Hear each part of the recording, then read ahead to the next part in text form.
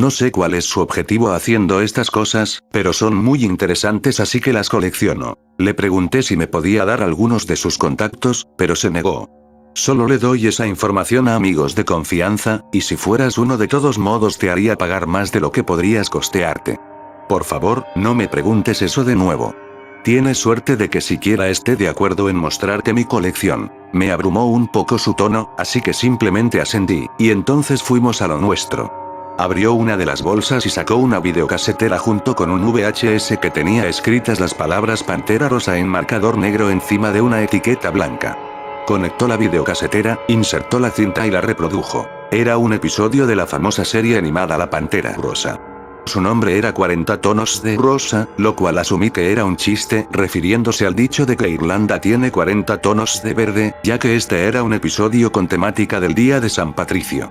Ocurría en una tierra verde que, si bien no era señalada específicamente como Irlanda, obviamente se suponía que era la Isla Esmeralda o por lo menos alguna tierra celta mágica genérica.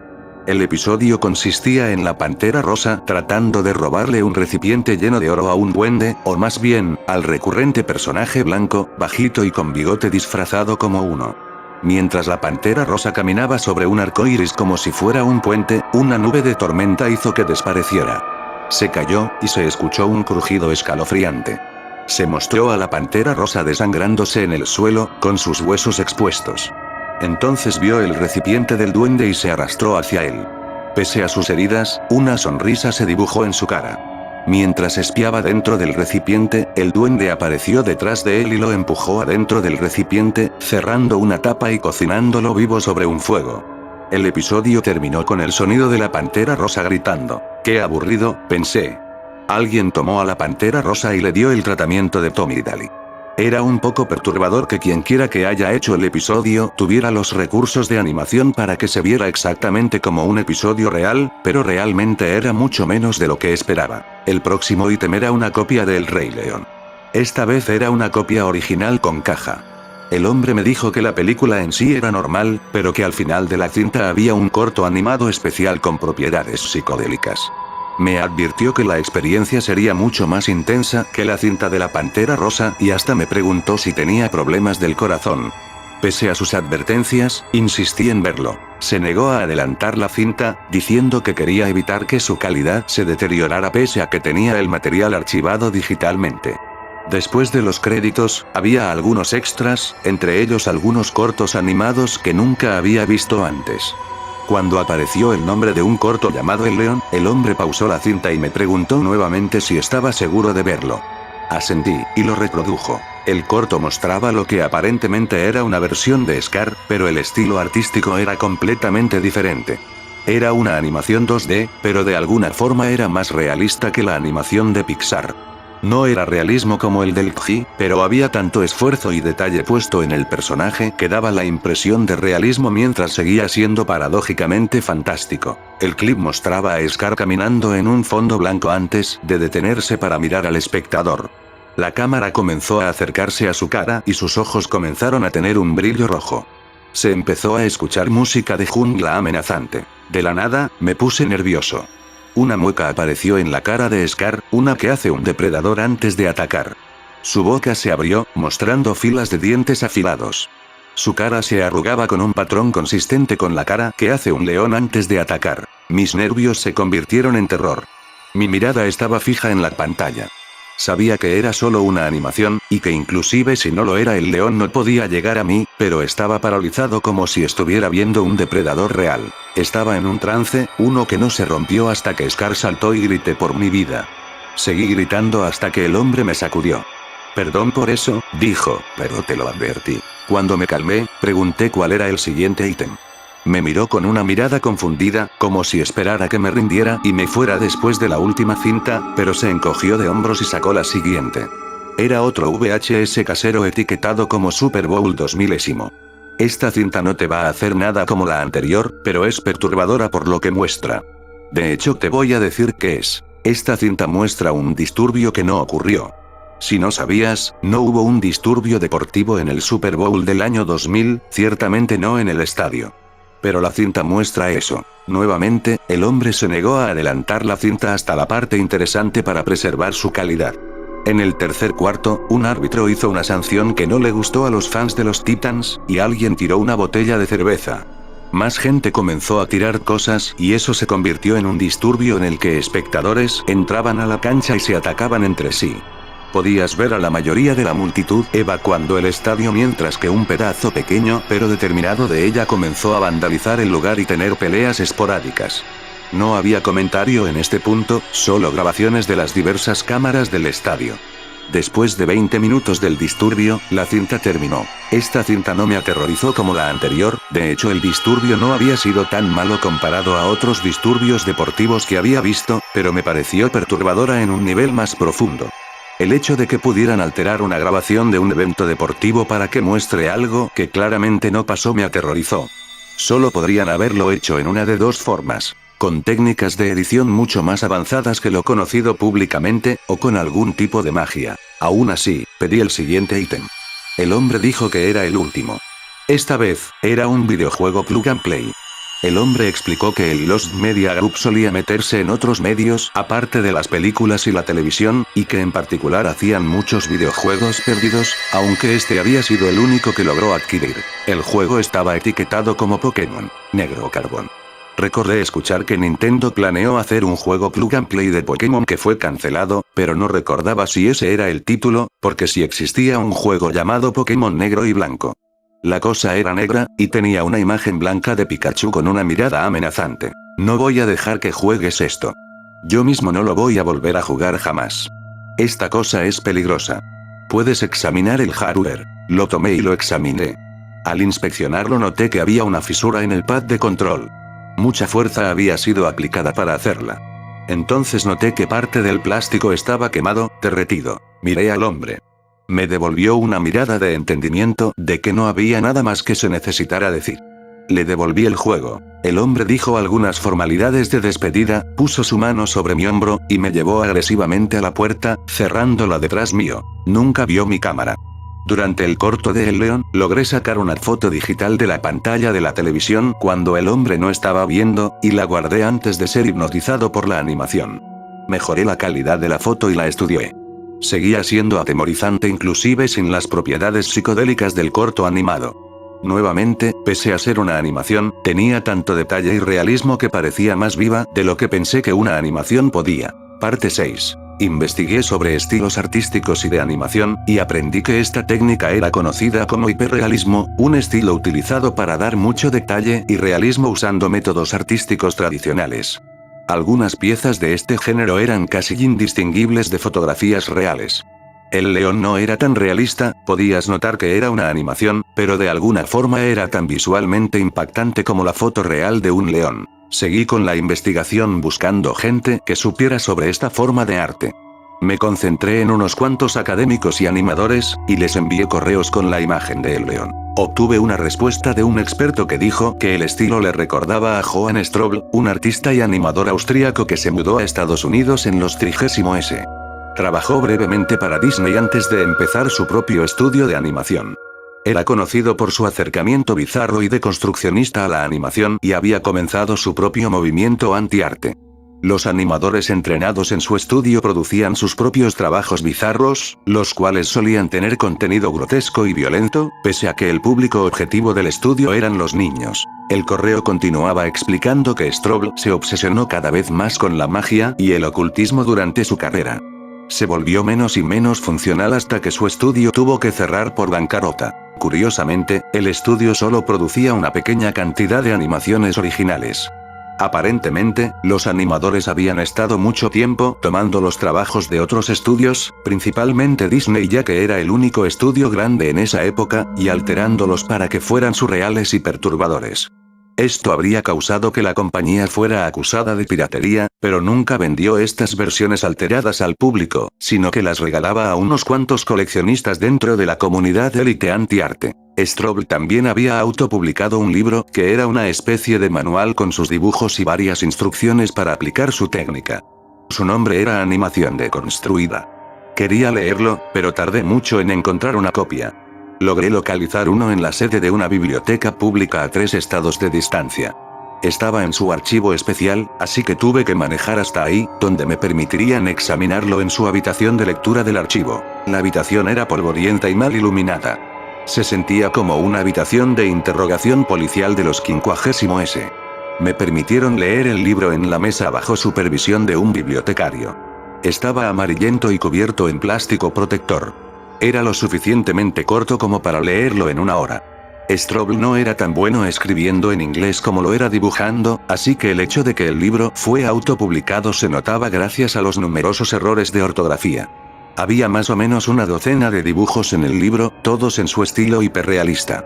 Nuevamente, no eran fotorealistas como los trabajos de otros artistas del género, pero tenían un nivel de detalle y perspectiva que los hacía ver vivos de todos modos. Ninguno hizo nada paranormal o nada por el estilo, pero hubo uno que realmente me atemorizó.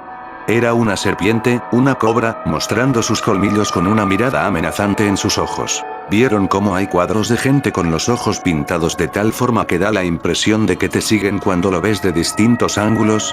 Bueno, este dibujo no hacía eso, pero hacía algo similar que hacía parecer que los ojos de la serpiente se salían de la página. Sentí como si la serpiente fuera a saltar y hundir sus colmillos en mi brazo. No tuve una experiencia como la de la animación El León, pero aún así fue surreal y enervante. Además de las secciones sobre técnicas artísticas, Strobl incluyó de manera azarosa a través del libro una serie de críticas sobre el estado de la animación. Un blanco frecuente de sus críticas era Walt Disney, al cual describía como un bufón amateur que estaba impidiendo que el medio de la animación llegara a su verdadero potencial. El autor continuaba enfatizando la necesidad de ser desafiante en la animación, y estar dispuesto a empujar tabúes sociales. Le devolví el volumen al bibliotecario. No había descubierto nada que pudiera ayudarme en mi búsqueda de la versión perdida de los Aristógatos, pero por lo menos había aprendido más sobre la filosofía del hombre que quizá haya estado tras todo esto. Mi siguiente paso era visitar el estudio de Strobl, lo cual significaba otro viaje a través del país. Me pregunté cuánto dinero habría gastado en gasolina para el final de mi búsqueda. ¿Realmente era más barato que volar? Por lo menos el estudio seguía en pie, aunque anticipaba que cualquier cosa interesante habría sido robada hace décadas. Aún así, mantuve mi esperanza mientras me estacionaba en el estacionamiento de un shopping. El resto de mi travesía tendría que ser a pie ya que el estudio había sido construido antes de las rutas modernas. Crucé la interestatal, que por suerte tenía poco tráfico, y encontré y seguí la vieja ruta de tierra, que era la única fuente de tráfico de vehículos en aquella época. Para este punto estaba llena de maleza, y me maldije por no traer un machete. Tardé 2 horas en llegar al estudio. Era una estructura de madera de un piso, con las ventanas tapadas con tablas, y maleza creciendo alrededor. Miré el perímetro, buscando una manera de entrar que no me metiera en problemas legales, aunque dudaba de que alguien supiera o le importara que haya estado aquí. Desafortunadamente ningún explorador urbano previo había dejado una forma fácil de entrar, y tuve que abrirme paso a través de una ventana con un hacha que había comprado. Quizá era más fácil echar abajo la puerta, pero eso se sentía menos ético. Obviamente no había fuentes de luz salvo por la ventana recién abierta, pero tuve la inteligencia de llevar 3 lámparas LED en mi mochila, las cuales puse en el piso. El estudio parecía más pequeño adentro, apenas más espacioso que el sótano de mi casa. No había muebles. Probablemente vendieron las mesas y escritorios para pagar sus deudas, pensé. Había algunas marcas de muebles arrastrados en el piso de madera. También había una división que separaba una pequeña parte de la habitación. Supuse que ahí había estado el escritorio administrativo, mientras que el resto del piso era usado para hacer la animación. Como dije, no estaba esperando encontrar nada importante, pero aún así era decepcionante. Me pasé un tiempo dando vueltas, preguntándome si todo el viaje había sido una pérdida de tiempo y dinero. Estaba por recoger mis lámparas y largarme, cuando descubrí una puerta trampa detrás de la división del piso. Había movido una lámpara encima de la división del piso, lo cual me permitió ver los bordes de la puerta trampa con claridad. Emocionado, la abrí. Lamentablemente, la puerta no tenía ningún mecanismo para mantenerse abierta, y era demasiado pesada para que yo la sostuviera. Tuve que salir por la ventana varias veces para juntar piedras para mantenerla abierta. Pero el contenido del compartimiento valió la pena. El compartimiento tenía más o menos 1 metro de profundidad, y tenía lo que parecían ser diagramas de dispositivos de animación, junto con varias partes, tornillos, lentes y demás en el fondo. Los estudié con fascinación, pero no pude entender nada. Traté de unir algunas partes sin éxito. Decidí no llevarme esos objetos conmigo. Pensé que entrar al estudio ilegalmente valió la pena porque serviría para revelar lo que sea que causó mi trauma infantil, pero estos objetos no servirían para eso y por lo tanto llevármelos iba más allá de esa justificación. Sin embargo, fotografié cada uno por si acaso. Parte 7. No pasó nada durante los próximos meses. Nuevamente sentía que estaba en un callejón sin salida. Me tomé un descanso y me ocupé de las obligaciones de la vida. Acababa de dejar la búsqueda de los episodios perdidos atrás y sentirme satisfecho cuando recibí un correo electrónico con el nombre "Lo que estuviste buscando". Dudé unos minutos antes de abrir el mensaje. Hola. Si quieres respuestas, encuéntrame en este lugar en esta fecha. Mi corazón se aceleró. Este correo no era de ninguno de los correos que había contactado anteriormente. Instintivamente sentí que estaba por obtener una conclusión, y estaba súbitamente aterrorizado. Probablemente más que en cualquier punto de mi travesía, más que cuando fui chocado y sacado de la ruta, más que cuando fui hipnotizado por un león animado, más que cuando fui amenazado a través de la televisión en la habitación de un motel. Mis manos se sacudían tanto que apenas podía usar el teclado para abrir una nueva pestaña y buscar la dirección. Era el estacionamiento vacío de un edificio abandonado hace años. Visto desde Google Maps, el lugar se veía un poco intimidante, pero estaba a una distancia cómoda para ir manejando, lo cual me aterrorizó todavía más al darme cuenta de que quien me envió el correo sabía en qué ciudad vivía. Aún así, me tomé el día libre en el trabajo en la fecha especificada, y estuve muy nervioso hasta que llegó, apenas pudiéndome concentrar en mi trabajo, y conduje hasta el estacionamiento 3 horas antes de la hora, estacionando mi auto en la calle como era usual en el vecindario. Era un día soleado de primavera, y el viento me incomodaba pese al clima cálido. Cada auto que pasaba me asustaba, sobre todo los que parecían bajar la velocidad. Sentía una enorme necesidad de irme cuando la hora especificada se acercaba. Cuando el auto se detuvo en el estacionamiento en la hora especificada exacta, me sorprendió ver a una mujer salir de él. Era pelirroja y parecía estar iniciando sus 40º. Tenía puesta una chaqueta negra de cuero. Ella sonrió ligeramente. Hola, me puedes llamar Katy. Soy del grupo que has estado buscando. La saludé ligeramente. No se veía amenazante. Me costaba imaginar que la poseyó para unirse a una organización como el Lost Media Group, pero tenía otras cosas de las que preocuparme. No te preocupes, esto no es una emboscada, me aseguró, viendo mi miedo. Si hubiéramos querido hacerte una ya lo habríamos hecho. ¿Entonces qué quieres? Pregunté. Queremos que dejes de investigar sobre nosotros, dijo. Y para lograr eso convencí a los jefazos que me permitan mostrarte lo que estuviste buscando para que tú, y nosotros, podamos dejar esto atrás. ¿Te refieres a la versión perdida de los Aristógatos? Le pregunté. Ella asintió. Por razones de seguridad, no podemos simplemente dártela. Lo mejor que pude acordar fue que puedas verla bajo supervisión en uno de los cines abandonados que usamos para funciones privadas de nuestros trabajos. Estamos por dejar esa ubicación de todos modos, y de más está decir que no deberías ni pensar en decirle a la gente que estuvimos ahí. Asentí y gruñí.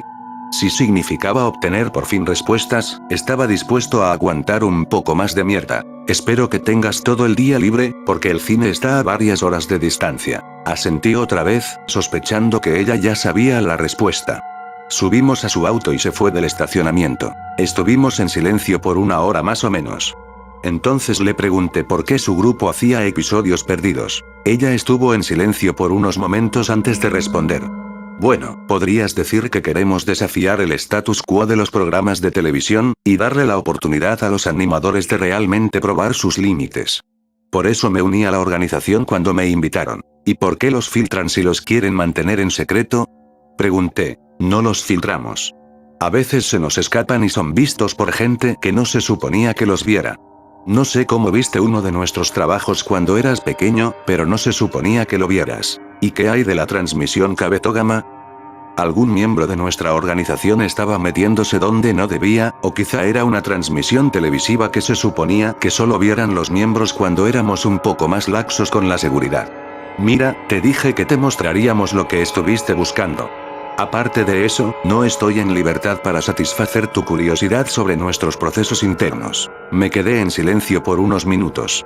Sus respuestas eran sospechosas. El Lost Media Group parecía un grupo al que le gustaría choquear y traumatizar gente al azar con sus trabajos retorcidos, y no me convencía del todo que toda exposición a no miembros era incidental. Recordé el reporte del FBI. También me pregunté si ella estaba completamente contenta con su elección de unirse a la organización. Bueno, he visto parte de su versión de los Aristógatos recientemente, dije finalmente. Katy pareció considerar brevemente si valía la pena hacer de cuenta de que no sabía de qué estaba hablando. Decidió que no. Sí, perdón por eso, pero supongo que se dieron cuenta de que si te dábamos un buen susto, quizás te rendirías y nos dejarías en paz. Me molestó las palabras que usó, como si ellos fueran los que solo querían que los dejaran en paz. Solo me podía preguntar si había sido su idea. También me pregunté si ella sabía que había visto varios de sus otros proyectos. Cuando visitaste el viejo estudio de Strobl, fue ahí cuando decidimos que era hora de hacer un ofrecimiento de paz para que te alejes de nuestros asuntos. El cine parecía ser uno de los tantos cines que abrieron durante el boom de los grandes estrenos de los 90s y luego fueron abandonados durante los 2000s. Estaba al lado de la Interestatal, alejado de cualquier otro edificio. Entramos por una puerta lateral cuya llave tenía Katy. El lobby no tenía luces salvo por el sol afuera. Podía ver un lugar de venta de boletos y pósters de viejos grandes estrenos en la pared. El suelo estaba cubierto con una alfombra con un patrón colorido gastado. Cerca del área de comida había una habitación vacía que supongo que era el arcade. Katy me dijo que le diera mi celular, y lo hice. Luego de eso, me escoltó por el pasillo de galerías hasta la última galería. Ella me preguntó si estaba seguro de que quería ver esto.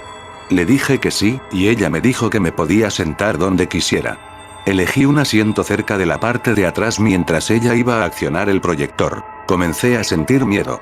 Estar sentado en esa galería oscura y abandonada era reminiscente de estar en la oscuridad viendo los Aristógatos hace todos esos años, pero ahora todo el espacio extra lo hacía todavía más ominoso. Cuando la película empezó, inmediatamente me di cuenta de que el audio estaba mal.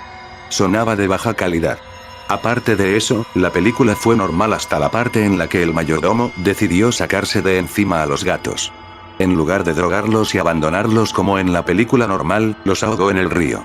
Todo fue cuesta abajo desde ahí. Súbitamente, yo era un niño de 5 años otra vez, viendo cómo personajes eran mutilados, decapitados y quemados, todo mientras eran aplicados efectos visuales y de audio extraños. Una escena particularmente choqueante mostraba una grabación real de gatos atacando y matando a un hombre. En tiempo real, se dibujaron líneas sobre la escena, cubriéndola en boceto hasta que se convirtió en una versión completamente animada de sí misma. Estaba hecho con tal perfección de técnica que estaba seguro de que Strobl debió haberlo hecho él mismo. Eventualmente recuperé la compostura y logré ver el resto con calma. No era placentero, pero estaba aliviado de finalmente dejarlo atrás. Cuando terminó, creo que tenía lágrimas en mis ojos.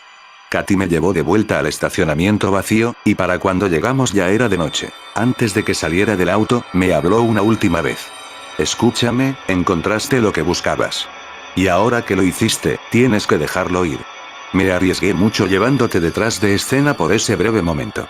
Si sigues buscando información sobre nuestra organización, tendremos que tomar medidas más drásticas. Nos despedimos, y ella se fue en su auto. Por años mantuve mi promesa de no decirle nada sobre nuestro encuentro a nadie. Sin embargo, recientemente lo he estado reconsiderando. Hace unos días, un individuo en internet se contactó conmigo preguntándome si sé algo sobre episodios perdidos. Dice haber visto uno cuando era pequeño y está buscando llegar a una conclusión sobre su experiencia. Estoy debatiendo conmigo mismo si vale la pena revelarle el secreto, o si sería mejor convencerlo de que se lo imaginó todo. Escrita por Opel Snigdow. Traducida por Subliminal Inspector.